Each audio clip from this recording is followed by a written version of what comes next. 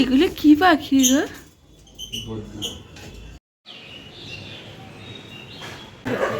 এটা তো ওটা বাজছে, আরেকটা বলছি গোল গাল যেটা।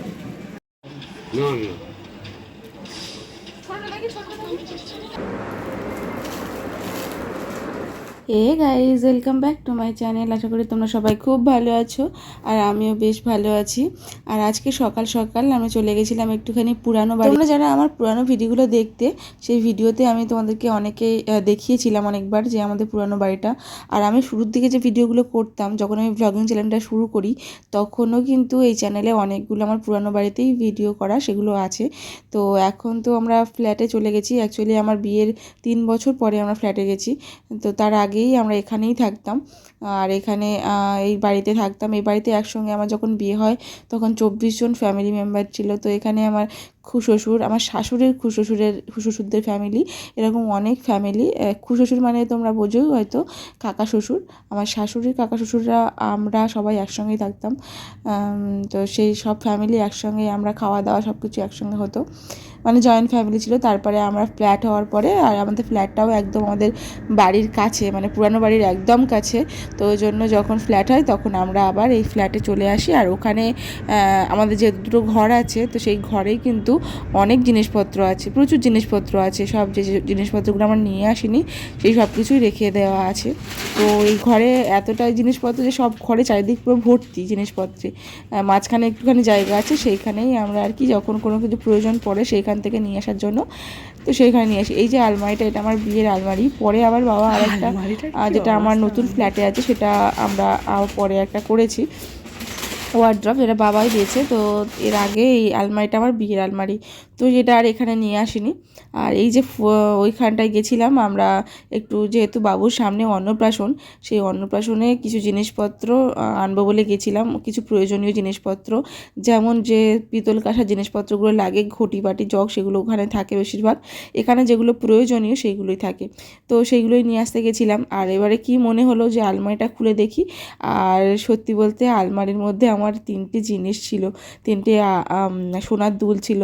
আমার এক যে বিয়ের সময় অনেক যে নৌতোগুলো পেয়েছিলাম, সব কিছুই আমার সোনা দানা, সব তো বেশিরভাগ ব্যাংকে থাকে, লকারে দিয়ে আসা হয়, তো বাড়িতে তো থাকে না। এবার সেই হেতু আমার বেশি পড়াও হয় না কিছু, মানে যেরকম হয় আর কি, সব কিনে যা আছে সব তোমাদের সঙ্গে শেয়ারও করা হয় না, এই কারণে যে কিছু আমি পড়তে পারি না, বাড়ির থাকেই না যে তোমাদের সঙ্গে শেয়ার করব। যাই হোক, যদি কখনও নিয়ে আসি তো তখন শেয়ার করব। তোমরা যদি দেখতে চাও তাহলে দেখাবো। ওই আমার স্বাদের সময় নিয়ে এসেছিলাম, আবার সেই সময় তোমার দাদাভাই আবার দিয়ে এসছে, তো যার জন্য কিছু পড়াই হয় না।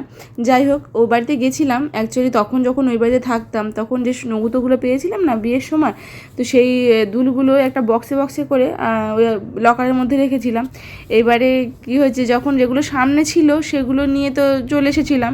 আর কিছু জিনিস, যেমন যারা স্টিলের আলমারি যাদের বাড়িতে আছে তারা জানতে পারবে, যে স্টিলের যে লকারগুলো হয়, লকারগুলো যখন খোলা হয় একদম সোজা হয়ে খোলে। তো এই কর্নারের মধ্যে 3টে সোনা ছিল, তো সেটা তো আমি ওখানে গিয়ে আবার সেই 3টে সোনা নিয়ে আসলাম।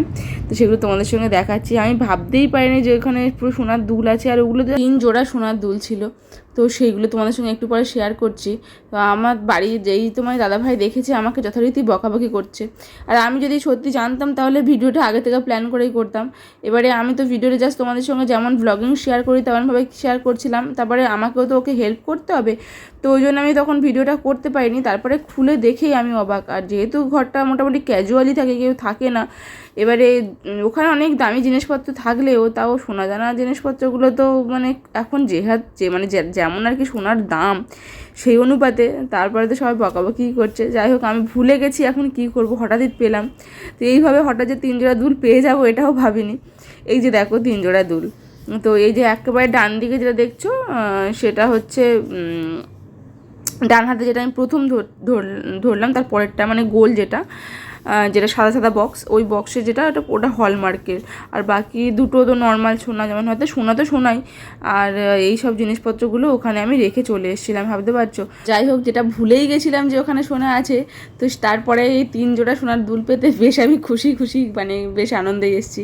আর ওখানে আমার হচ্ছে মানে একটা শ্বশুর আছে, তারা পাখি চাষ করে, মানে পাখি পুষেছে আর কি, বিক্রি করার জন্য। তো সেই পাখিগুলোই তোমাদেরকে দেখাচ্ছিলাম, খুব দামি দামি পাখি, খুব সুন্দর সুন্দর পাখি, দারুণ পাখি পাখিগুলো। তো সেগুলোই আমি তোমাদের সঙ্গে একটু শেয়ার করলাম। আর তারপরে বাড়ি এসে স্নান টান করে আবার সন্ধ্যাবেলা বাবা মা এসেছিলো, ফ্রেশ হওয়ার পরে বাবা মা এসেছিলো বৈকালবেলা। তো তখন আবার সবাই মিলে একসঙ্গে গল্প করে আর গেছিলাম একটুখানি বাজারে।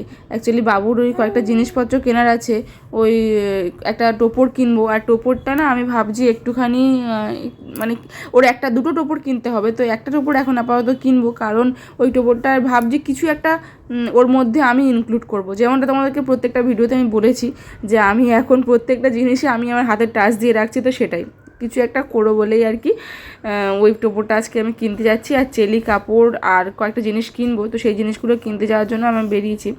আর আমার যেহেতু চোখের খুব সমস্যা হচ্ছে, তোমাদের দাদাভাই জোর করে একরকম আমাকে তখন চশমাটা পরিয়ে দিল। আমি তো চশমাটা পরবো না, ও কিছুতেই শুনবে না, বলছে না চশমাটা পরতে হবে, চশমা না পরলে নিয়েই যাবো না।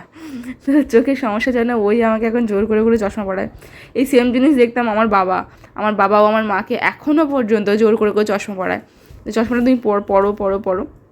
তোমার দাদাভাইও সেরকম, চশমাটা না পরে গেলে বলো চশমাটা পরো। বাড়িতে যদি কখনও চশমা খুলে ফোন টোন দেখি, তখন ও মনে করে দেবে চশমাটা পরছো না তো, চোখে তুমি দেখতে পাবে না কিন্তু। তো এইভাবেই বলবে। আমার চোখে বেশ পাওয়ার বেড়েছে জানো তো, প্রায় দুটো চোখে মাইনাস, তো একটা চোখে মাইনাস ছিল, এখন আরেকটা চোখে মাইনাস হয়ে গেছে। মানে দূরের জিনিস খুব ঝাপঝাপ করে, এমনই অবস্থা হয়েছে। যাই হোক, তারপরে বাবা মা যেহেতু গেছিলো, মাকে বললাম চলো মা একসঙ্গে যাওয়া যাক, একটু বাজার থেকে ঘুরে আসি বলে আবার বাজারে বেরিয়েছিলাম। সেখানে গিয়ে কয়েকটা টোপর কিনলাম। তো টোপরের এই ডিজাইনটা আমি ভাবছি কি করব। আমি একটা প্রথমে ভেবেছিলাম যে টোপরের যে নিচে যেখানটায় ওর মাথা বসবে ওই জায়গাটা, ওই যেগুলো হয় না লাল পাড় লাগাবো, যেগুলো চুলের ফিতে হয়, তো লাল পাড় লাগাবো। কিন্তু তারপরে আমি নিজেই ভেবে দেখলাম যে লাল পাড় লাগালে না সমস্যা আছে। কি সমস্যাটা হচ্ছে, ওর মাথায় যখন বসবে জিনিসটা না, তখন ওইটা মানে মুখটা হয়তো চোখটা ঢেকে পড়বে। এমনিতেই তো ওর মাথাতে পুরো কভার হয়ে যাবে, যদি ছোটো ছোটো টোপর তাও কভার হয়ে যাবে, তো ওটা করব না। তো এই ভেবে ভাবলাম যে স্টোনের কাজ করব ওর ওপরে, তারপর ভাবলাম রঙের কাজ করব, তারপর ভাবলাম না কিছুই করে হবে না, জিনিসটা টোপর, তো টোপরের উপরে আবার রঙের কাজ করলে ভালো লাগবে না, আর স্টোনের কাজ করলে সেটাও খুব একটা দেখতে ভালো লাগবে না, সাদা থাকাটাই বেশি ভালো হবে। তো প্রথমে ভেবেছিলাম যে সাদা টোপর, একদম পুরোপুরি সাদা টোপর সেরকম পেলে নেব, কিন্তু দোকানে কিছুতেই পুরোপুরি সাদা টোপর পাচ্ছিলাম না। ওগুলো আবার কোথাও অর্ডার দিলে বা কোথাও মানে ডিজাইনটা করতে দিলে তারা করে দেয়, তো সেরকম আর দোকান থেকে এমনি দশকর্মা দোকান থেকে কিনতে গেছিলাম, তো সেখান থেকেই আর কি এটা কিনেছি। ওই জন্য পিওর যে টোপর, যেগুলো একদম সুন্দর, খুব সুন্দর সুন্দর এখন পাওয়া যায়, তো সেই টোপর হাউস থেকে পাওয়া যায় যেগুলো, সেগুলো বা একটা দোকান আছে যেখানে শুধু টোপর পাওয়া যায়, সেখানে তো সেরকম দোকানও আমাদের আশেপাশে নেই, তো ওই জন্য আর কেনা হলো না সাদাটা একেবারে। কিন্তু সাদার মতোই আর কি একটা পেয়েছি, তোমাদেরকে দেখাচ্ছি পরে, শেষে যখন কিনে বাড়িতে নিয়ে চলে আসবো তোমাদেরকে দেখাবো। তো ওটাই নিয়েছি, নিয়ে এবারে ভাবছি কী করা যায়, তো একটা ময়ূর পাখনা নিয়েছি। তো ভাবছি যে আমি যেহেতু গোপালের খুব বড় মানে গোপাল আমার পূজা করেই আমার গোপাল হয়েছে, সত্যি বলতে আমি এটা বিশ্বাস করি, আমার ভগবানই আমার সবসময় সহায় ছিলেন, তো তার জন্য আমি আজকে এই সুখটা অনুভব করতে পারছি আর কি, তিনি ছাড়া তো কিছুই না। তো সেই গোপালের জন্য আমি ভাবছি যে এমন কিছু একটা থাকবে যে গোপালের টাচ থাকবে, গোপালের ছোঁয়া, মানে এরকম। তো গোপালের জিনিসপত্র বলতে গেলে এই ময়ূর পাখাটা প্রথম মনে পড়ে, যেটা সত্যি, ময়ূর পাখা বাঁশি এইসব তো প্রথম মনে পড়ে, আর সর্বপ্রথম মনে পড়ে ময়ূর পাখাটা। তো ওই জন্য আমি ভাবলাম এই ময়ূর পাখা দিয়েই কিছু করা যাক। তো এবার ময়ূর পাখা চাইতে তখন ওই বড় ময়ূর পাখাটা দেখালো, আমি আবার বললাম যে বড় ময়ূর পাখা না, ছোট ময়ূর পাখা দেখাও। ছোট ময়ূর পাখা হয় কি, আমি একটা জায়গায় দেখেছিলাম যে ছোট ময়ূর পাখা হয়, তো ওই জন্য ছোট ময়ূর পাখা আবার ওনা বললো হ্যাঁ আমার কাছে আছে, তো সেই ময়ূর পাখাটা আবার আমি নিলাম। তো বড় ময়ূর পাখাগুলো খুব সুন্দর লাগছিল, কিন্তু একই দাম, ছোট ময়ূর পাখা বড় ময়ূর পাখা দুটোরই একই দাম, রেঞ্জটা একই, তো বড় ময়ূর পাখা নিলেই লাভ। কিন্তু ব্যাপারটা হচ্ছে আমি তো সেই ইউজ করব এমন একটা জিনিস যে দেখতে সুন্দর লাগবে, তো জন্য ছোটো ময়ূর পাখা, ওর যেহেতু ছোটো মুকুট মানে টোপরটা ছোট, তাই জন্য ছোটোটা হলেই সুবিধা হবে, তাই জন্য আবার ছোটো নিলাম, তো দাম যেমনই হোক। আর তোমাদের একটা কথা বলি, আমি যখন ভয়েস ওভার দিই কিন্তু বেশ আওয়াজ হয়, আমাদের বাড়িটা একদম রাস্তার পাশে গো, তো আমি যতই চেষ্টা করি, আমি যখন ভয়েস ওভার দিই বা এডিট করি, তখন দরজা জানলা সব বন্ধ করে, ফ্যান বন্ধ করে তোমাদের সঙ্গে এডিট করি। আর মাঝে মাঝে বাবু থাকে যখন আমার কাছে, তখন হালকা করে ফ্যান ছাড়তে হয়। এবারে আমার ছোটো বাচ্চা তো, ওর গরম হয় একটু বেশি, যাই হোক তাও অনেক কষ্টে আমি ভিডিওটা এডিট করি। বাড়িতে আসার পরে আমি আবার তোমাদের সঙ্গে এটা নিয়ে বসলাম এখন। তো এই যে এই টোপরটাই কিনেছি। এই টোপরটা তোমাদেরকে দেখাচ্ছি, চেয়েছিলাম সাদা, তো পুরোপুরি সাদা না হলেও প্রায় সাদা, এই সামান্য সামান্য লাল আছে। আর এখানে একটা চেলি কাপড়, একটা সুন্দর দেখে চেলি কাপড়, একটু ভালো দেখে চেলি কাপড় নেওয়া হয়েছে, তো একটু বড়ো সাইজের। এবার যদিও চেলি কাপড়টা আমি জাস্ট কোমরে ওর যখন বেঁধে দেবো তখন তোমরা দেখতে পাবে, অন্যরকম করে একটু বাঁধবো। চেলি কাপড় পরিয়েই তো স্নান করাতে হয় যাদের অন্নপ্রাশনের বাচ্চাদের, তো আমি ওটা পরিয়ে পুরো স্নান করাবো না। স্নান করার সময় আমি ওই ধুতি তৈরি করব, তো সেটাই আর কি, হলুদ ধুতি তৈরি করেছি। তোমরা আগের ভিডিওতে দেখেছো হলুদ ধুতিটা, ওইটাই হচ্ছে পরাবো, ওর উপরে এই চেলি কাপড়টা পরাবো। তো কেমন লাগবে তখন তোমরা সবাই দেখতে পাবে। আর আমি আমার সব ব্লগগুলো দেখো, কারণ আমাদের সঙ্গে এই সমস্তটা ওই অন্নপ্রাশনের জন্য সব আমার নেওয়া হচ্ছে, ভালো লাগে অবশ্যই জানাবে। তো ওই জন্যই আর কি। চলো, এই যে প্রথমে এই টোপোটাই তোমাদের সঙ্গে দেখাচ্ছি। টোপোটা খুলতে গিয়ে টোপরটা হয় কি নিচের দিকে ওই যে ঝাঁটার কাঠিটা ঢোকা থাকে, মানে যে নারকেল কাঠি ঢোকানো থাকে, সেই নারকেল কাঠিটা না ভিতরের দিকে ঢোকানো থাকে, তারপরে ওটা ঠেলে বের করতে হয়। তো আমি সেটা আবার দোকান থেকে শিখে এসেছি কীভাবে ঠেলে বের করতে হয়। শিখে এসেছি বলতে ওনাকে জিজ্ঞাসা করেছি, উনি বলে দিয়েছে, তো সেইভাবে বাড়িতে এবার করলাম। এই যে ডিজাইনটা দেখো, এরকম সিম্পল ডিজাইন নিয়েছি। আর একটা ডিজাইন ছিল খুব সুন্দর, কিন্তু আমার মনে হচ্ছে যে না, সাদা টাইপের যেহেতু নেবো তাই এই ডিজাইনটাই ভালো। আর এখন টোপরের কি দাম হয়েছে বাবা, একটা টোপর কিনতে গেলেই বলছে যে 250 টাকা 300 টাকা একটা টোপরের দাম।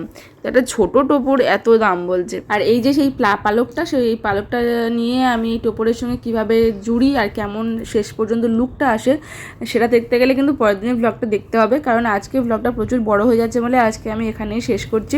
তো এটা নিয়ে এখন আমি কাজে বসবো। তোমরা সবাই সুস্থ থাকো, ভালো থাকো। পরের দিনে কিন্তু আলটিমেট লুকটা দেখাবো তোমাদের।